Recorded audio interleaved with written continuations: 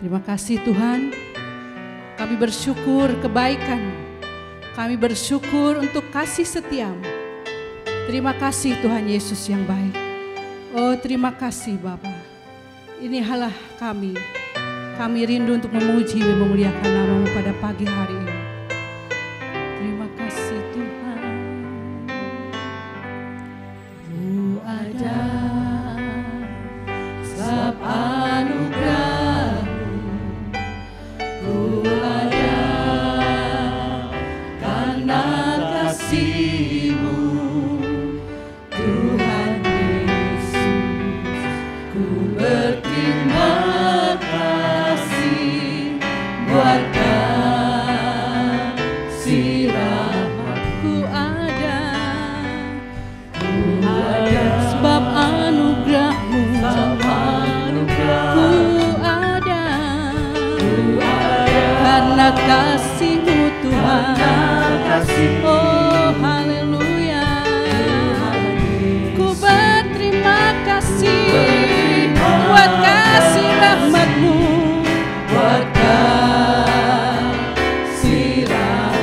Terima kasih Yesus, terima kasih, oh terima kasih, oh Yesusku, Yesus, terima kasih, hanya anugerah-Mu buat hidupku sekarang.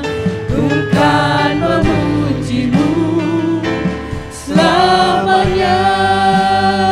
Bahasa Inggrisnya, I am here because of your grace. I am here because of your love, Lord Jesus. Oh, thank you, Jesus.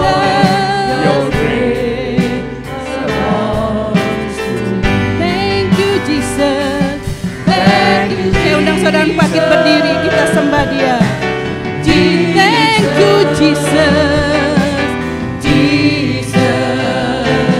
Thank you, Jesus.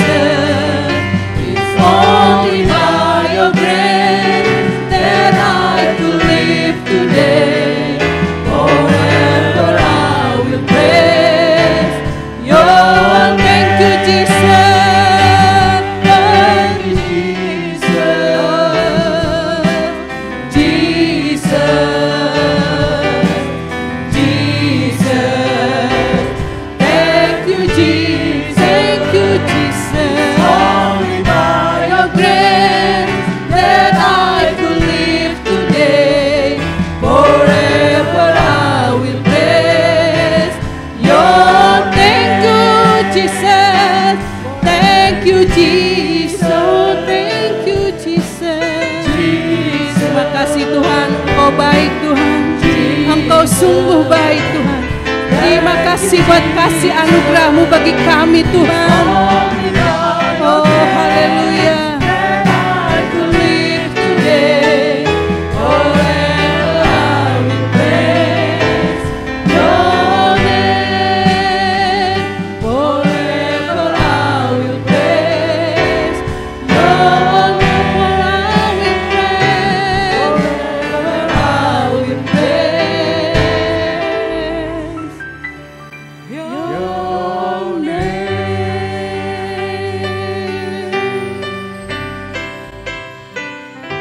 Ibadah kita pada pagi hari ini habiskan dalam nama Bapa dan Anak dan Roh Kudus.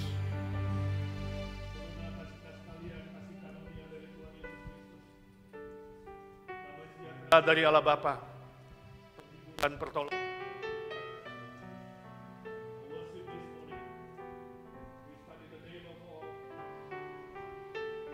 Father and of the Son and of the Holy Spirit.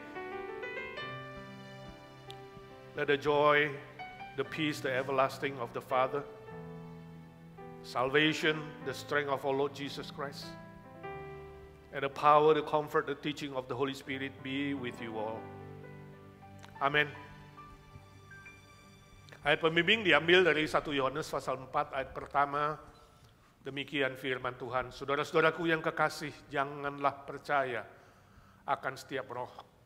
Tapi ujilah roh-roh itu apakah mereka berasal dari Allah.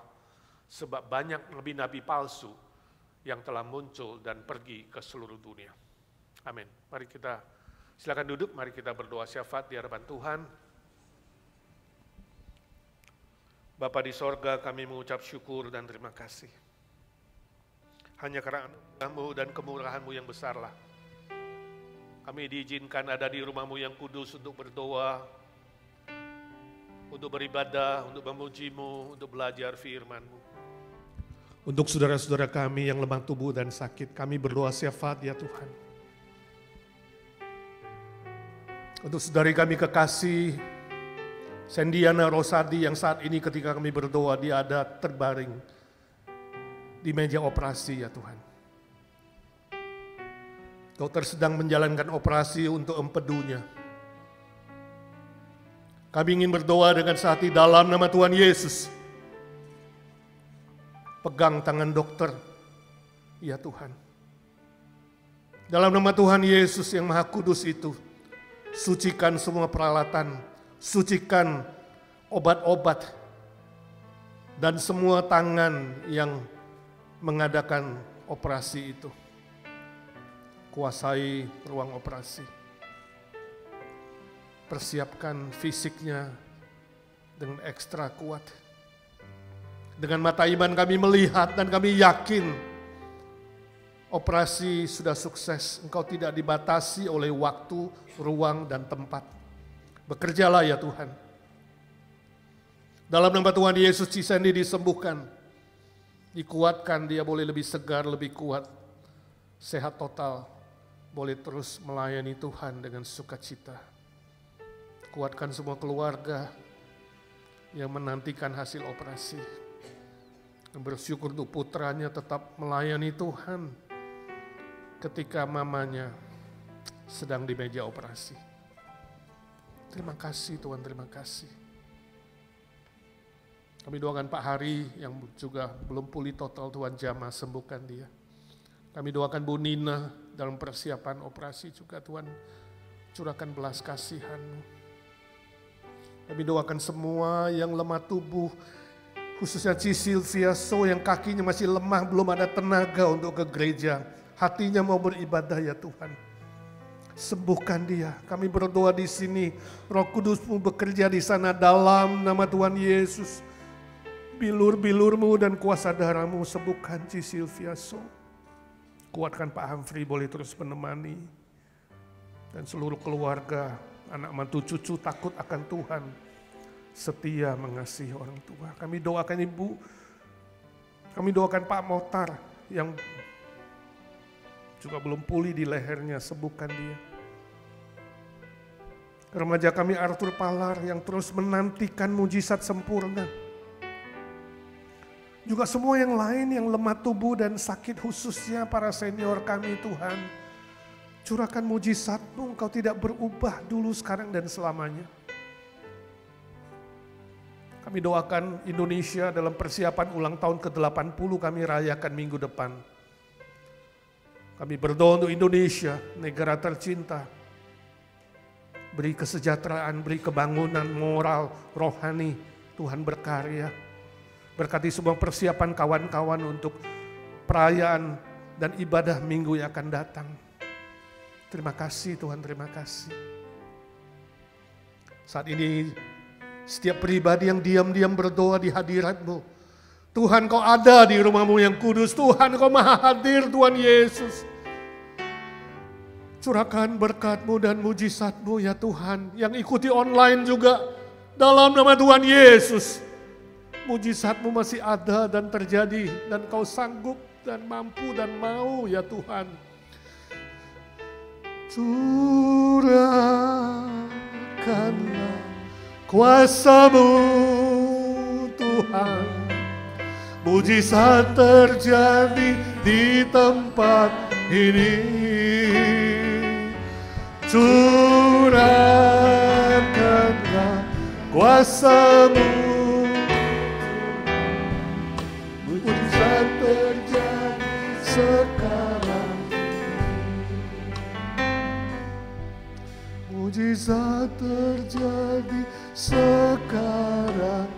ini.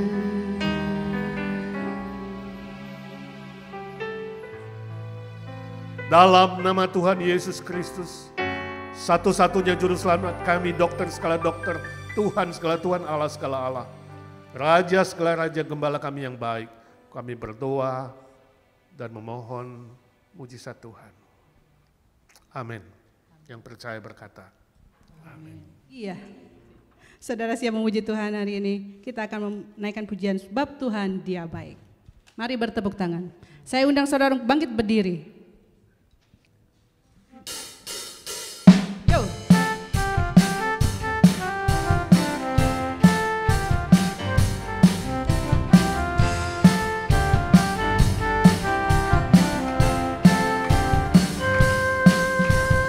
Masuk gerbangnya dengan hati bersyukur, halamannya dengan pujian. Penuhi baitnya dengan nyanyian syukur, hadiratnya penuh sukacita. Sebab Dia baik, sebab Tuhan Dia baik. Amin. Dan anugerahnya kekal selama-lamanya. Amin. Sebab Tuhan Dia baik, dan anugerahnya kekal selama-lamanya. Amin. Yang pria naikkan pujian ini. Mari masuk gerbangnya, naikkan pujian yang pria. Mari masuk gerbangnya. Yang pria, dengan hati angkat suaramu. bersyukur, halamannya Haleluya. dengan pujian. Penuhi baitnya. Penuhi baitnya Haleluya. dengan nyanyian syukur, hadiratnya penuh sukacita. Sama-sama, sebab Tuhan Dia baik, sebab Tuhan Dia baik, dan anugerahnya kekal selama-lamanya. Amin. Sebab Tuhan baik, Sebab Tuhan Dia baik, dan anugerahnya kekal selama. Bahasa Inggrisnya. Amin. Haleluya. Let us come to His gate with thanksgiving in our heart, and His call with a shout of praise. With His temple, with joy, giving praise unto His name. Is His presence, the fullness of joy. For the Lord is good, for the Lord He is good, and His mercy endureth forever and ever.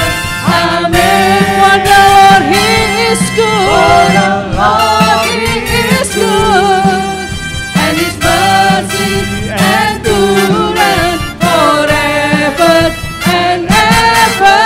Amin. For the Lord is good. Buat tepuk tangan.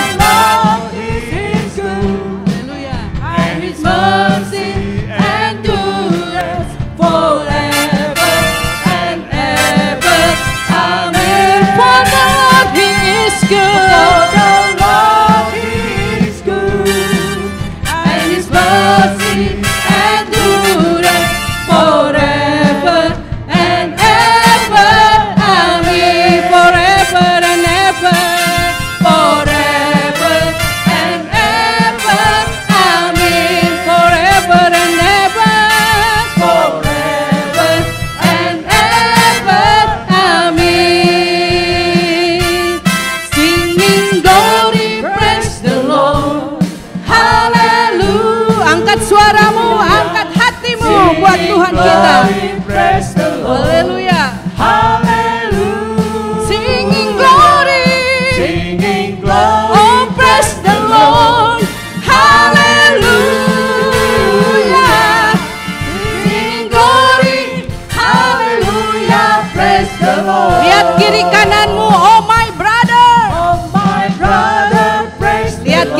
saudara. Hallelujah. Oh my sister. Oh my sister, praise the Lord. Hallelujah. Everybody, Everybody praise the Lord. Hallelujah. Singing glory. Hallelujah. Praise the Lord. Oh my brother, sekali lagi. Oh my brother, praise the Lord. Hallelujah. Oh my sister, praise the Lord. hallelujah. Everybody praise the Lord. Hallelujah. Singing glory. Hallelujah. Praise the Lord. Singing glory. Singing glory, Hallelujah. Praise the Lord. Singing glory. singing glory, Hallelujah, praise the Lord. Beri kemuliaan buat kita yang paling meriah. Haleluya, katakan, haleluya. Kurang kompak. Masih tetap berdiri, kita akan membacakan pengakuan iman rasuli. Mari kita membaca bersama-sama. Aku percaya kepada Allah, Bapa yang Maha Kuasa, Khalik langit dan bumi, dan kepada Yesus Kristus anaknya yang tunggal Tuhan kita, yang dikandung dari Roh Kudus, lahir dari anak darah Maria, yang menderita sengsara di bawah pemerintahan Pontius Pilatus, disalibkan, mati dan dikuburkan, turun dalam kerajaan maut, pada hari yang ketiga bangkit pula dari antara orang mati, naik ke surga, duduk di sebelah kanan Allah, Bapa yang Maha Kuasa. Dan dari sana ia akan datang untuk menghakimi orang yang hidup dan yang mati.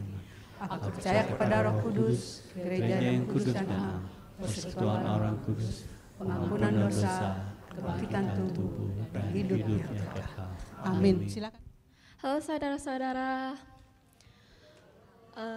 hari ini saya akan menyanyikan lagu Judul Milikku Abadi, ditulis dengan tangan papa saya dan juga hikmat Tuhan. Saya kepengen memperkenalkan lagu ini untuk saudara-saudara, kemungkinan kalau bisa lagu ini bisa memberkati saudara-saudara juga.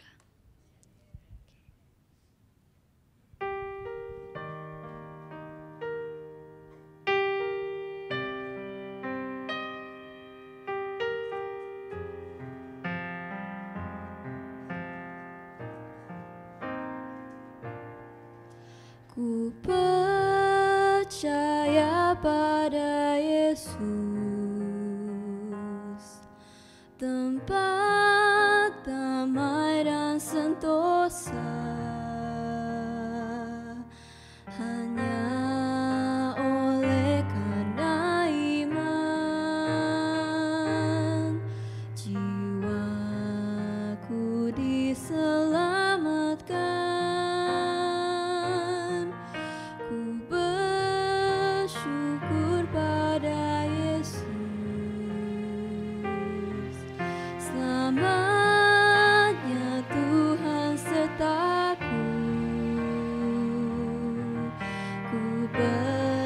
Bersandarkan janjinya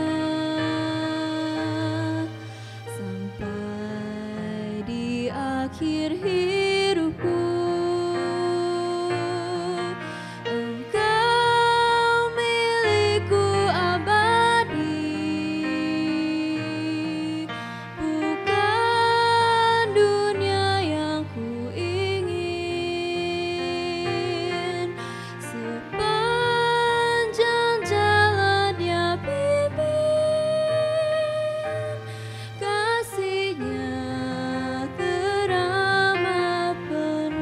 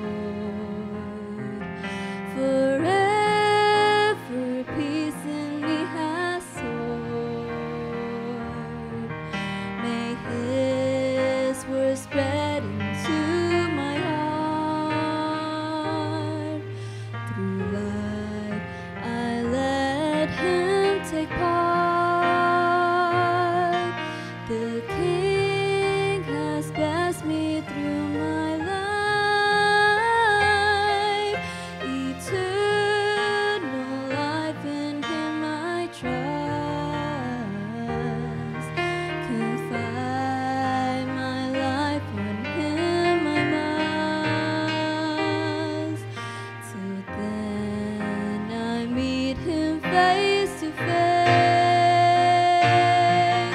You're my everlasting portion, and not the mortal distortion.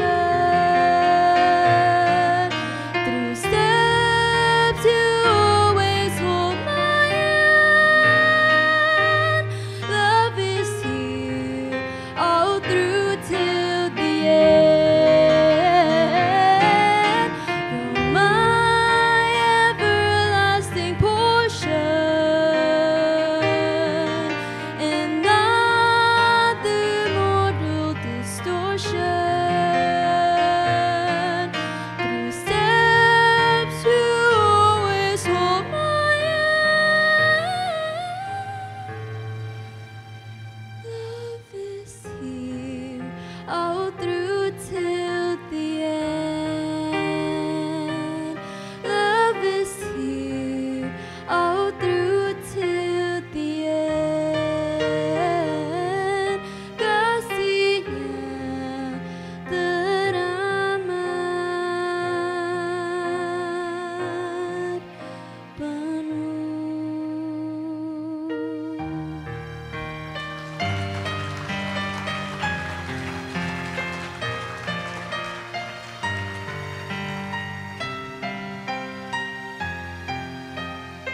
Terima kasih.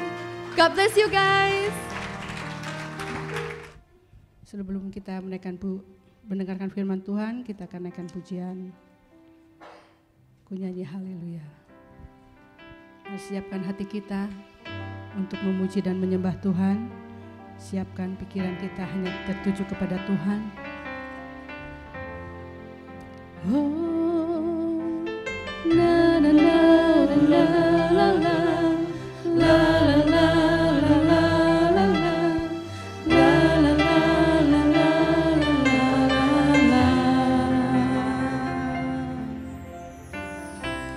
Bapakku datang menyembahmu di sini. Ku percaya Kau ada bagiku, ada bagiku. Sekali lagi, Bapakku datang. Bapakku datang menyembahmu Tuhan, menyembahmu di sini. Ku percaya Kau ada bagiku, ada bagiku. Tak usah ku takut, tak usah ku takut, sebab Kau sertaku. Tak usah ku bimbang, Kau di dalamku. Tak usah ku cemas, Kau penghiburku. Saat ku lemah, Kau kuatku. Saya undang saudara untuk bangkit berdiri, kita sembah Dia. Ku nyanyi haleluya.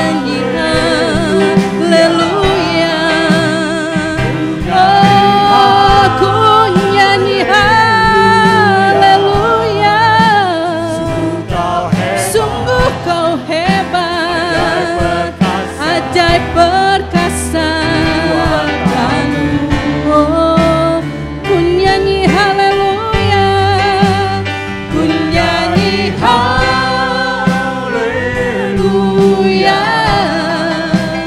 Ku nyanyi haleluya. Sungguh Kau hebat Tuhan. Perbuatanmu, ku nyanyi haleluya. Ku nyanyi haleluya. Ku nyanyi haleluya. Sungguh Kau hebat, ajaib perkasa. perbuatanmu yang ajaib. Oh, ku nyanyi haleluya. Ku nyanyi haleluya. Haleluya. Oh, Kau yang hebat Tuhan. Kau Allah yang hebat, Kau Allah yang ajaib bagi kami. Ajaib perkasa Perbuatanmu di hidupku. Na na na na na na na na na na na na na na.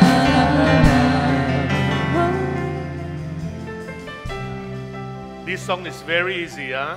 So I hope you guys that youth and Sunday school children may sing, may learn some Indonesian song. At least we learn the ref, right? Can you say ku nyanyi haleluya? Youth and children, ku nyanyi haleluya. All parents, touch your children. Ku nyanyi haleluya. Sungguh kau hebat, ajaib perkasa perbuatanmu.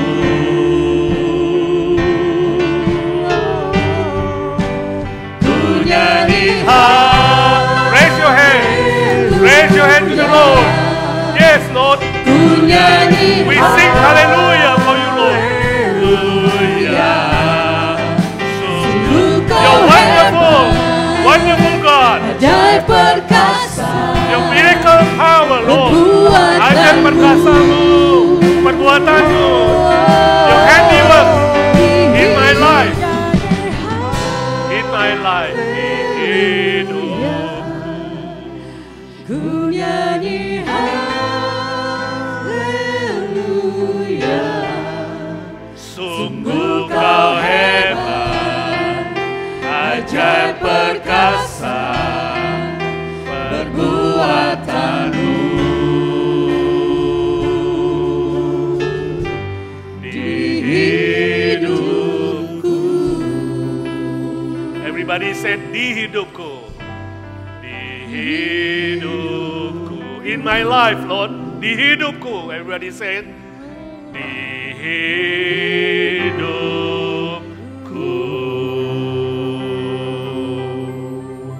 Thank you, Lord. We believe your wonderful works, your miracle power will always in my life, in everyone's life. Let this song become a personal prayer, Lord.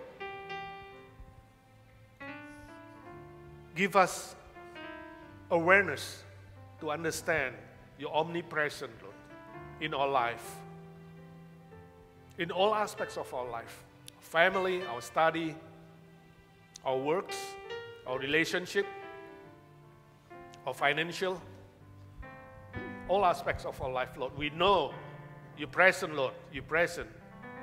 You're always there to bless us. Now we pray especially for our youth, our children. You bless them, Lord, with faith, with knowledge, with character, with all of your blessing, Lord, so they may grow, mature in you, and have the power of you, Lord, to be a good witness wherever you put them. We pray for all parents. You bless them to be a good parent that teach them according to your word and your love. Now we pray for our teachers, youth teacher and children teacher. You also be with them. Bless them. Use them as a tool of blessing for all our children and our youth. We pray, we ask blessing in Jesus' name, our Lord and our Savior. Amen. Dan tema yang akan saya bawakan pada siang hari ini adalah nubuat terbesar zaman ini, yang terambil dari 2 Petrus 1 ayat yang ke-16 sampai ayat yang ke-21. Mari saudara, kita baca ayat ini. 1, 2, 3. Sebab kami tidak mengikuti dongeng-dongeng isapan jempol manusia ketika kami memberitahukan kepadamu kuasa dan kedatangan Tuhan kita Yesus Kristus sebagai Raja. tetapi kami adalah saksi mata dari kebesarannya. Kami menyaksikan bagaimana ia menerima kehormatan dan kemuliaan dari Allah Bapa ketika datang kepadanya suara dari Yang Maha Mulia yang mengatakan, "Inilah anak yang kukasihi, kepadanyalah aku berkenan." Suara itu kami dengar datang dari sorga ketika kami bersama-sama dengan Dia di atas gunung yang kudus. Dengan demikian, kami makin diteguhkan oleh firman yang telah disampaikan oleh para nabi. Alangkah baiknya kalau kamu memperhatikannya, sama seperti memperhatikan pelita yang bercahaya di tempat yang gelap, sampai fajar menyingsing dan bintang timur terbit bersinar di dalam hatimu. Yang terutama harus kamu ketahui ialah bahwa nubuat-nubuat dalam kitab suci tidak boleh ditafsirkan menurut kehendak sendiri, sebab tidak pernah nubuat dihasilkan oleh kehendak manusia, tapi oleh dorongan Roh Kudus, orang-orang berbicara atas nama Allah. Mari saudara, kita berdoa. Terima kasih Tuhan untuk siang hari ini kami diberikan kesempatan untuk lagi belajar akan kebenaran firman-Mu. Sadar kami hidup di akhir zaman yang penuh dengan tantangan. Karena itu kami membutuhkan suatu kebenaran firman Tuhan yang jelas, yang pasti, sehingga kami tidak diombang-ambingkan oleh pengajar-pengajar sesat. Pakailah hamba-Mu yang lemah dan terbatas ini, sehingga suara hati Tuhan, kebenaran firman Tuhan boleh disampaikan, dan jemaat Tuhan di tempat ini mengerti dan siap menghadapi tantangan dunia ini. Di dalam nama Tuhan Yesus, kami telah berdoa dan mengucap syukur kepada Bapa di surga. Amin. Sekali lagi selamat siang semuanya, selamat hari Minggu. Saudara, apakah saudara pernah mendengar nama seorang pria yang bernama Nostradamus? Apakah ada yang pernah mendengar nama Nostradamus? Nostradamus adalah seorang peramal terkenal dan dia berasal dari Prancis. Dan dia menjadi pegangan bagi peramal-peramal terkenal di dunia ini. Dan ramalan-ramalannya selalu tepat. Contohnya saudara, dia meramalkan kematian Raja Prancis Henry II di tahun 1559. Dan itu terjadi. Juga dia meramalkan kebakaran besar di London pada tanggal 2 September tahun 1666. Dan itu terjadi. Teror Hitler pada tahun 1889. Dan itu terjadi. Bom Hiroshima dan Nagasaki pada Agustus tahun 1945 dan pembunuhan John F. Kennedy pada November 1963. Wow, hebat ya, bisa meramal dengan jitu. Tapi ternyata saudara, ramalan-ramalannya ada juga yang salah. Ada yang gak terjadi, gak benar. Contohnya, di tahun 2000 dia meramalkan akan terjadi kiamat bagi teknologi dunia. Dan ini tidak terjadi, malah teknologi semakin maju hari ini. Tahun 2012 dia meramalkan planet Nibiru akan menabrak bumi. Tidak terjadi. Juga dia meramalkan hari penghakiman pada 21 Mei tahun 2011. Tidak terjadi, dan kehancuran dunia pada tahun 2012 tidak terjadi, karena sampai hari ini dunia masih eksis. Saudara, ini adalah salah satu contoh dari peramal terkenal, bahwa sehebat apapun peramal itu bisa salah, bisa nggak terjadi, nggak benar. Bisa positif, bisa negatif. Itulah yang disebut dengan ramalan. Seperti ramalan cuaca.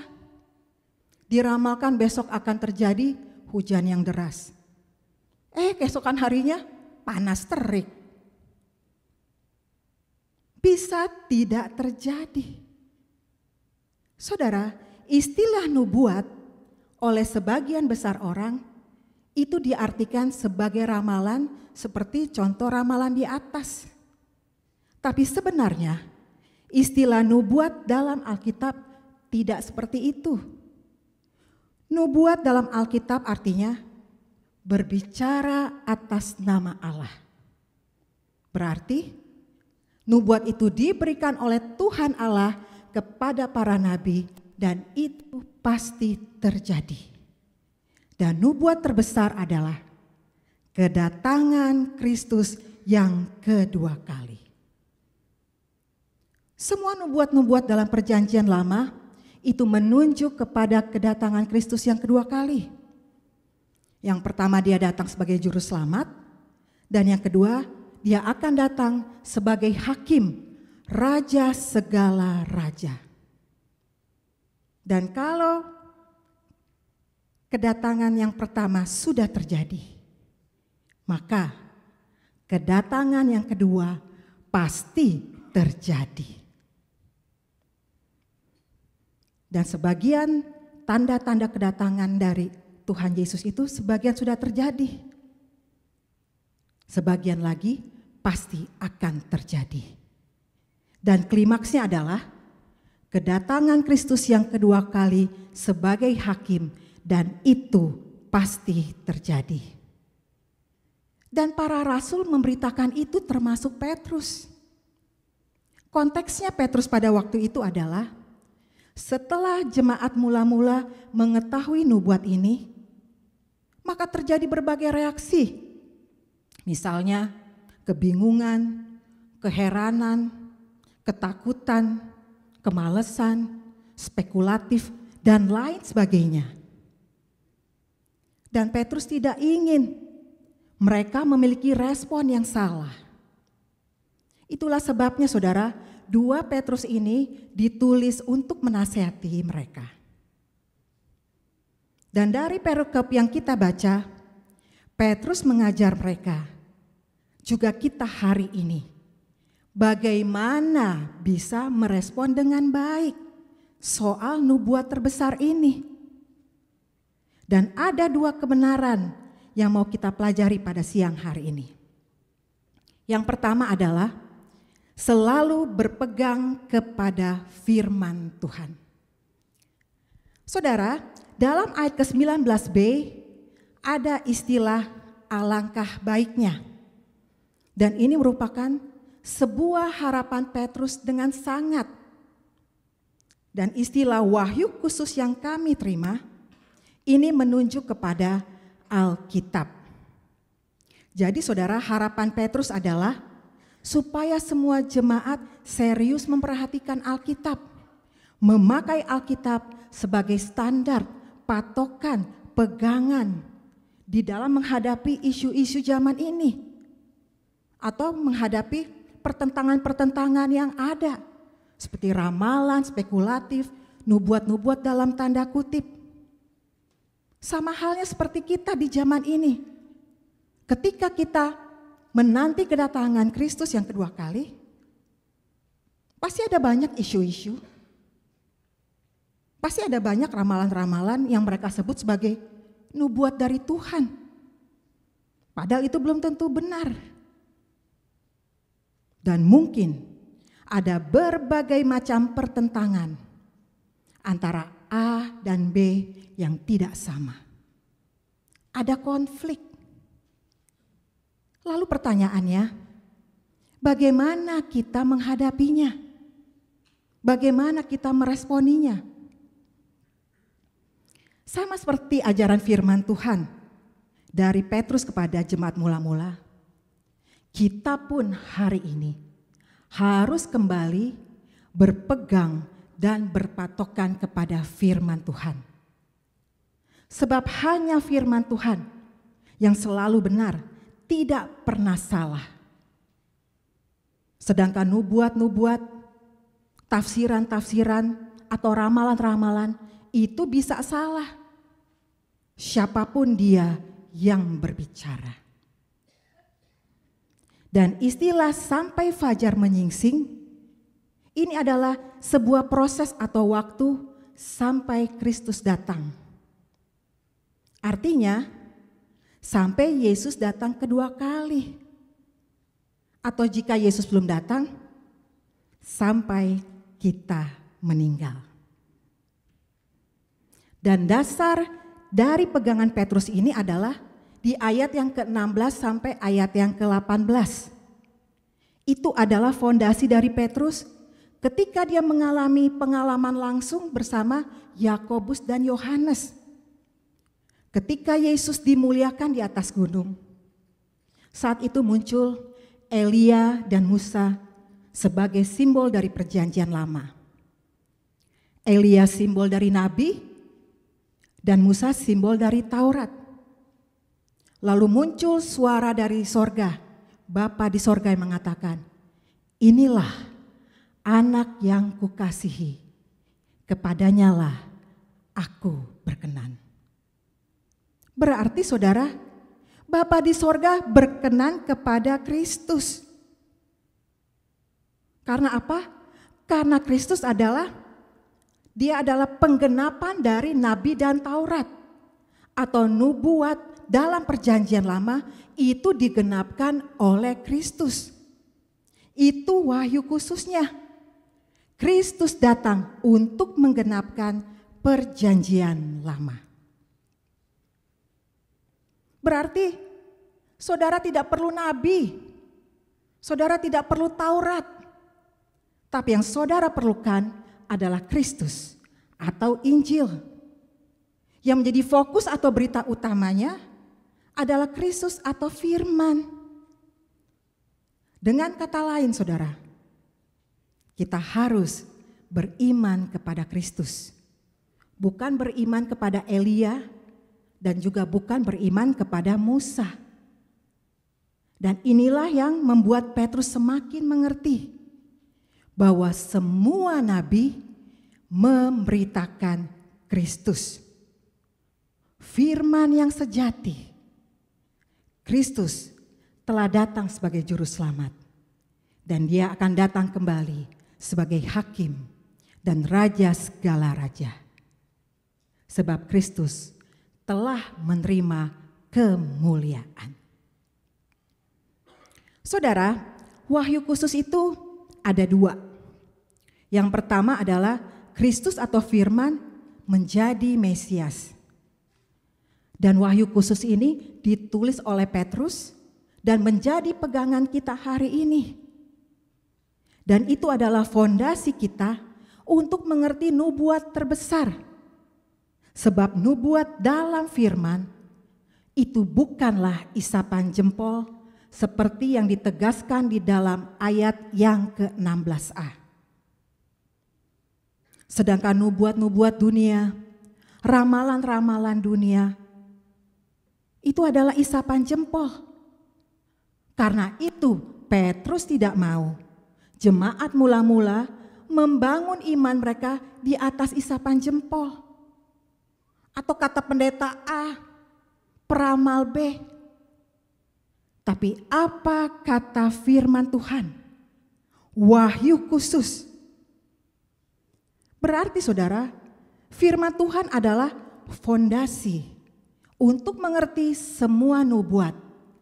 Dan khususnya nubuat terbesar, yaitu kedatangan Kristus yang kedua kali. Saudara, hari ini dunia semakin tidak menentu. Kekacauan terjadi di berbagai hal. Misalnya ekonomi, status, pekerjaan, ada peperangan, ada bencana alam. Dan ini semua membuat manusia menjadi goyah. Dan ini dapat menghasilkan berbagai respon yang negatif. Misalnya, minum-minum, melakukan perbuatan-perbuatan yang jahat. Karena itu, kita membutuhkan pegangan yang adalah firman Tuhan, wahyu khusus. Dan Petrus memakai gambaran firman sebagai pelita. Seperti pelita yang menerangi dunia yang gelap ini. Menerangi hidup saudara yang gelap, menerangi pekerjaan yang gelap, menerangi keluarga yang gelap, menerangi situasi yang gelap. Maka kita membutuhkan suatu pegangan yang bercahaya, yaitu firman. Mazmur 119 ayat ke-105 berkata, firman-Mu adalah pelita bagi kakiku. Dan ini adalah menunjuk ke depan jalan kita. Agar supaya kita tidak tersesat, kita tidak tergeletak, kita tidak terjatuh, dan kita tidak tersandung. Saudara, Pendeta Harold Camping, dia meramal bahwa Yesus akan datang ke dunia pada hari Sabtu, tanggal 22 Mei tahun 2011. Dan dia katakan, orang-orang beriman akan diangkat atau rapture. Dan ramalannya ini dia sebarluaskan baik melalui media maupun iklan-iklan. Dan sudah tersebar ke berbagai negara. Dan menurut Pendeta Harold Camping, pada hari Sabtu tanggal 22 Mei, tepat pukul 18.00 di berbagai zona waktu di seluruh dunia, akan terjadi gempa bumi yang sangat dahsyat. Dan sebelum tanggal 21 Oktober, semua orang yang tidak percaya kepada Tuhan akan binasa. Dan seorang pengikutnya yang bernama Robert Fitzpatrick, dia adalah seorang pensiunan dinas transportasi di New York. Dia katakan, saya telah menghabiskan tabungan saya sebesar 140.000 US dollar untuk membantu mempublikasikan ramalan dari Pendeta Harold Camping. Dan pada hari yang ditentukan dan waktu yang ditentukan, tepat jam 18.00, dan ternyata tidak terjadi apa-apa. Robert Fitzpatrick berkata, Mengapa ini tidak terjadi? Kenapa kok kita masih di sini? Dan pengikut lainnya yang bernama Kate Bayer berkata, saya bingung, kok dunia masih utuh?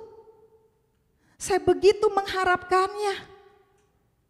Karena saya rasa surga itu lebih baik daripada dunia. Dan ternyata saudara, sebagian pengikut dari Pendeta Harold Camping, mereka meragukan ramalan dari Harold Camping ini. Tapi sebagian lagi, mereka menganggap bahwa penundaan ini adalah ujian iman mereka dari Tuhan. Dan beberapa media di Amerika Serikat melaporkan, semenjak ramalan dari Harold Camping ini tidak terbukti, Pendeta Harold Camping tidak pernah muncul lagi. Dan koran The Washington Post melaporkan, setelah tanggal 22 Mei, banyak layanan-layanan telepon secara gratis dibuka. Saudara tahu bertujuan untuk apa? Bertujuan untuk mencegah depresi maupun bunuh diri dari sebagian besar pengikut Harold Camping. Karena ternyata banyak dari pengikut Harold Camping ini telah menjual aset mereka, telah menjual harta benda mereka, rumah, mobil, tabungannya pun sudah dibagikan kepada orang lain untuk mempersiapkan rapture pada tanggal 22 Mei ini. Sehingga dibukalah layanan-layanan secara gratis untuk mencegah depresi. Saudara, ini adalah contoh dari beberapa nubuatan palsu yang membuat orang bingung, kacau, konflik, khawatir, termasuk orang Kristen. Dan bagi orang dunia, ini merupakan suatu ejekan. Ya, gak bener. Makanya gak usah percaya sama Tuhan. Dia gak akan datang. Karena itu saudara, kita harus belajar firman Tuhan. Kita harus berpegang kepada firman Tuhan sebagai satu-satunya patokan kita, pedoman kita, standar kita, dan ukuran kita. Izinkan saya bertanya, hari ini, waktu saudara mendengar berita-berita yang membingungkan, yang membuat saudara resah, konflik, takut, atau saudara diberhadapkan untuk memilih satu dari antara dua. Siapa yang saudara dengar? Siapa yang menjadi pegangan saudara? Pendeta? Guru Injil? Dukun? Peramal? Atau siapa saudara? Jangan, manusia bisa salah, ramalan bisa salah. Tapi mari kita kembali kepada firman Tuhan. Berapa lama saudara sudah menjadi orang Kristen? Dan berapa banyak waktu yang saudara gunakan untuk membaca dan merenungkan firman Tuhan? Jangan-jangan renungan harian yang dibacakan oleh Dian dan kawan-kawan setiap paginya itu yang hanya 10 menit, enggak pernah saudara dengar. Mari saudara ambil tekad kembali. Kita membaca firman Tuhan, kita belajar sungguh-sungguh untuk makin hari makin mengenal Tuhan, untuk makin hari makin bertumbuh dalam iman mengikut Tuhan. Seperti pelita yang memimpin saudara. Yang pasti saudara, kalau saudara bingung, kalau saudara konflik, jangan cari siapa-siapa, tapi kembali kepada firman Tuhan. Amin. Yang kedua, jangan sembarang menafsir firman Tuhan. Mari saudara kita baca sekali lagi ayat yang ke-20 sampai ayat yang ke-21. Sama-sama kita katakan, yang terutama harus kamu ketahui ialah bahwa nubuat-nubuat dalam kitab suci tidak boleh ditafsirkan menurut kehendak sendiri. Sebab tidak pernah nubuat dihasilkan oleh kehendak manusia, tetapi oleh dorongan Roh Kudus orang-orang berbicara atas nama Allah. Rupanya saudara, pada zaman itu ada orang yang salah menafsir. Dan orang-orang ini adalah pengajar-pengajar palsu yang sembarangan menafsir Alkitab. Sehingga akibatnya orang bingung, orang takut, orang khawatir. Sehingga tidak heran, dua ayat ini, ayat 20 sama ayat 21, ini adalah teguran yang sangat keras. Dan istilah yang terutama itu berarti sangat-sangat penting. Bahwa nubuat-nubuat dalam kitab suci itu tidak boleh ditafsirkan menurut kehendak sendiri. Dan ini sangat tegas. Enggak boleh sembarangan menafsir. Sebab nubuat itu dihasilkan oleh Roh Kudus. Dan berbicara atas nama Allah, itu adalah nubuat. Kalau saudara perhatikan, akhir-akhir ini sering orang berkata, ini profetik, suara nabi, ini nubuat. Padahal saudara, itu lo buat-buat sendiri. Jadi seringkali istilah nubuat itu terlalu gampang, terlalu mudah sehingga menjadi murahan. Karena itu 2 ayat ini selain sebagai teguran yang sangat keras, ayat ini juga merupakan sebuah nasihat bagi kelompok-kelompok yang kebingungan, kelompok-kelompok yang tidak memiliki pegangan. Berarti harus kembali kepada firman Tuhan, harus belajar sungguh-sungguh tentang firman Tuhan, yaitu dengan mengerti kehendak Tuhan dan dengan mengikuti pimpinan dari Roh Kudus. Saudara, kecenderungan orang Kristen itu ada 2. Yang pertama, mendewakan atau memberhalakan Alkitab. Dan yang kedua adalah menghina atau sembarangan terhadap Alkitab. Dan kedua-duanya ini ekstrim. Contoh ekstrim pertama, memberhalakan atau mendewakan. Ada orang, Alkitab bukannya dibaca, dia taruh di dalam lemari. Lalu dielap-elap, dibersihkan, dan dielus-elus. Tapi enggak dibaca. Ada juga orang menaruh Alkitab di dalam kotak kaca. Lalu Alkitab itu disembah. Atau kalau saudara sering nonton film horor, Alkitab sering dipakai untuk apa? Untuk mengusir setan. Dia ambil Alkitab, dia usir setan. Dia pakai Alkitab. Sehingga Alkitab itu kesannya lebih tinggi dari Tuhan. Ekstrim. Atau saya ingat waktu di Indonesia, nggak tahu ya di sini, tapi saya nggak pernah lihat sih. Di Indonesia itu orang Kristen sering taruh Alkitab di dalam peti mati, di samping jenazah. Padahal jelas jenazah udah gak bisa baca Alkitab. Ekstrim saudara. Ekstrim kedua, yaitu menghina Alkitab atau sembarangan terhadap Alkitab. Alkitab diinjek-injek. Dan biasanya itu dari kalangan liberal.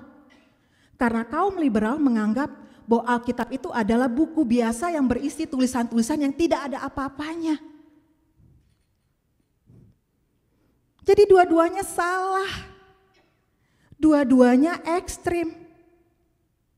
Tapi yang harus kita lakukan adalah menghargai sungguh-sungguh Alkitab. Mempelajarinya dengan benar. Menafsirkannya dengan benar. Sesuai dengan ilmu penafsiran. Lalu kita minta pencerahan dari Roh Kudus. Jadi gak sembarangan menafsir Alkitab. Semua konteks harus dilihat. Konteks latar belakangnya, konteks mendengar pertamanya, konteks tata bahasanya, semua harus dilihat. Jadi jangan asal atau sembarangan menafsir Alkitab. Contoh, ada orang yang suka mencomot ayat. Itu namanya comotologi. Misalnya, dia mau barang temennya atau barang orang lain, lalu dia pakai ayat. Kasihilah sesamamu manusia. Lalu dia ambil tuh barang. Kan kamu mengasihi saya, boleh dong barangmu saya ambil. Kan kita sama-sama mengasihi. Atau juga ada orang yang pelit tapi dia pakai ayat. Jangan mengingini apapun yang dipunyai sesamamu. Padahal motivasi sebenarnya dia gak mau berbagi, dia gak mau ngasih. Jadi comot-comot ayat. Atau ada juga orang yang mencocok-cocokkan ayat. Yang disebut dengan cocokologi. Contoh, bagaimana mencari jodoh menurut Alkitab. Wah, menarik ini. Yang pertama, mintalah. Maka saudara harus berdoa. Yang kedua, carilah. maka saudara harus pergi ke persekutuan pemuda. Yang ketiga, ketuklah, maka saudara harus pergi ke rumahnya, wakuncar. Jadi ini kacau saudara, ini dicocok-cocokin menurut kehendak sendiri. Atau ada orang yang meng-create simbol. Ini namanya alegori. Contoh, burung merpati itu dianggap Roh Kudus. Sehingga di Perjanjian Lama ketika Nuh melepaskan burung merpati, saat itu kan Nuh melepaskan burung merpati karena dia ingin melihat apakah air bah itu masih ada atau sudah surut. Dan yang dilepaskan itu benar-benar merpati saudara, bukan Roh Kudus. Atau juga ular. Ular belum tentu iblis. Karena di dalam Alkitab, ular tembaga itu adalah lambang keselamatan dalam Kristus. Alegori nampaknya indah, namun sangat berbahaya. Karena menafsir simbol yang belum tentu benar. Saudara, ketiga contoh di atas ini sangat-sangat subjektif. Jadi kita harus benar-benar melihat dan belajar firman Tuhan itu secara objektif. Semua konteks harus dilihat. Baru di situ kita bisa mengerti maksud pertama firman itu apa.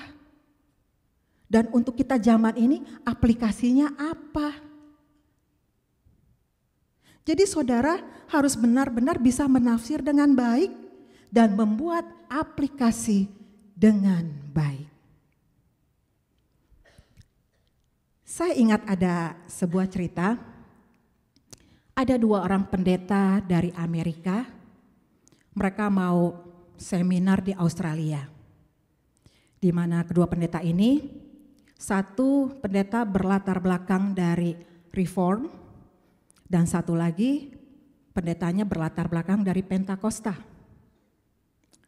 Dan mereka adalah pembicara dalam seminar itu. Dan seminar itu akan membahas mengenai tanda-tanda akhir zaman. Lalu pesawat mereka transit di Singapura.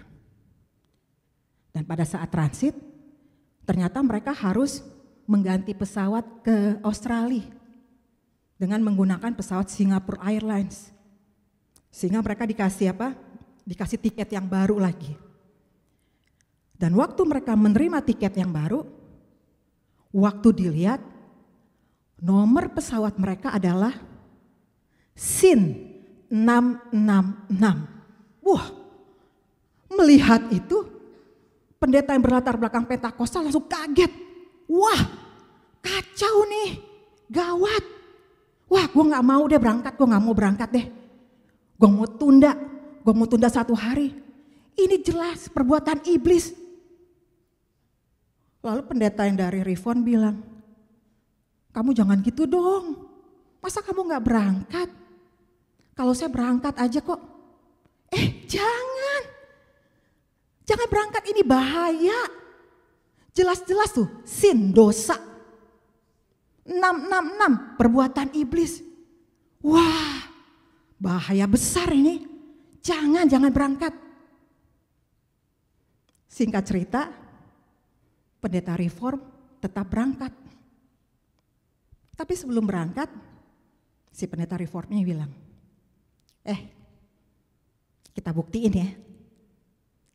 Apakah terjadi sesuatu dalam perjalanan saya? Dan ternyata saudara, enggak terjadi apa-apa. Malah pendeta dari Pentakosta ini dia telat 1 hari. Dan seminar yang akan dibawakan harus ditunda 1 hari.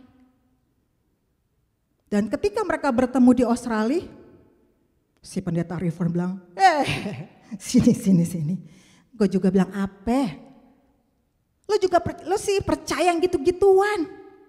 Itu mah bukan nubuat, tapi itu lo buat-buat sendiri. Saudara, ini contoh dua orang yang sama-sama rohaniawan, yang sama-sama mengaku pendeta, tapi punya dasar penafsiran yang berbeda tentang tanda-tanda akhir zaman. Yang satu serius berpegang kepada firman Tuhan, yang satu lagi berpegang kepada lu buat sendiri. Saudara, dalam menanti kedatangan Kristus yang kedua kali, memang kita akan menghadapi berbagai macam isu, berbagai macam berita, tanda-tanda kedatangan semakin jelas. Tapi jangan sampai kita sembarangan terhadap firman Tuhan. Jangan sampai kita tidak mengerti firman Tuhan. Tapi biarlah saudara, kita tetap berpegang kepada firman Tuhan yang pasti. Nubuat akhir zaman yang pasti. Tanda-tanda akhir zaman yang pasti. Daripada yang lo buat-buat itu, yang akhirnya membuat saudara bingung, kacau, konflik, bingung, heran. Tuhan Yesus pasti datang. Benar, amin. Tanda-tanda semakin jelas. Benar, amin. Tapi jangan sampai kita nggak fokus. Tapi malah kita sibuk diskusi, berdebat tentang ramalan-ramalan yang belum tentu benar. Tapi lebih baik saudara,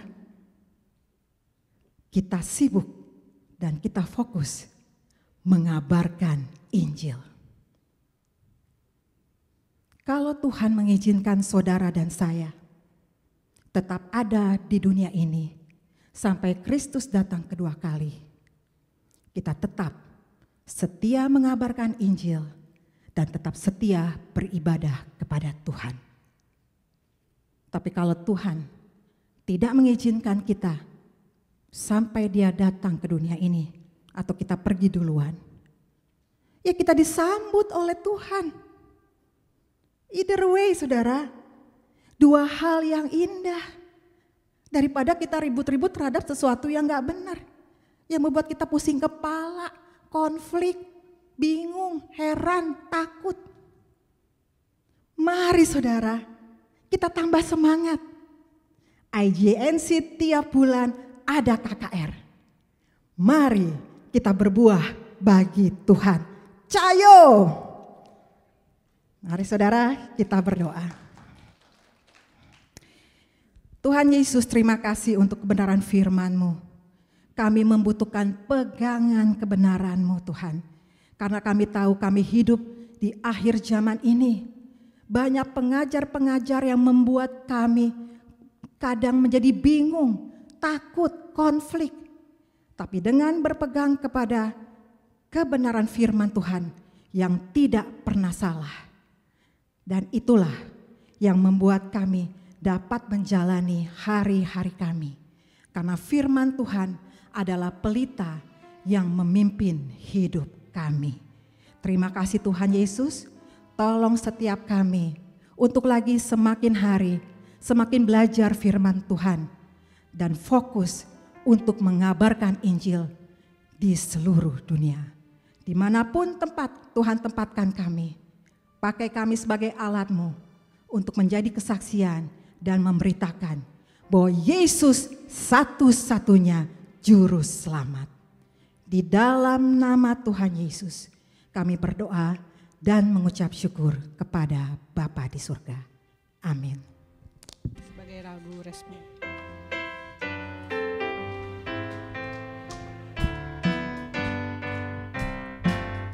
Kita harus membawa berita pada dunia dalam gelap tentang kebenaran dan kasih dan damai yang menetap, dan damai yang menetap. Karena gajah berdiri pagi dan remam dari siang terang, kuasa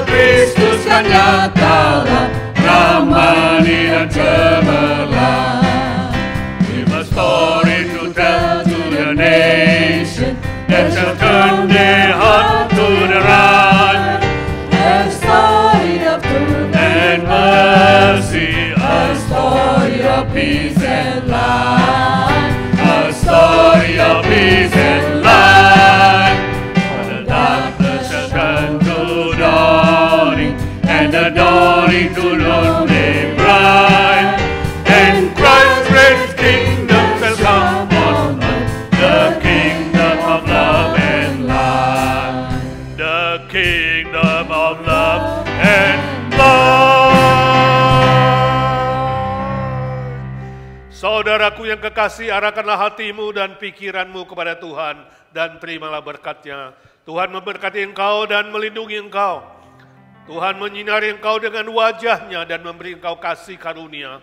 Tuhan menghadapkan wajah-Nya kepadamu dan memberi engkau damai sejahtera, sukacita, dan berkat-berkat lainnya untuk terus menjadi saksinya di muka bumi ini.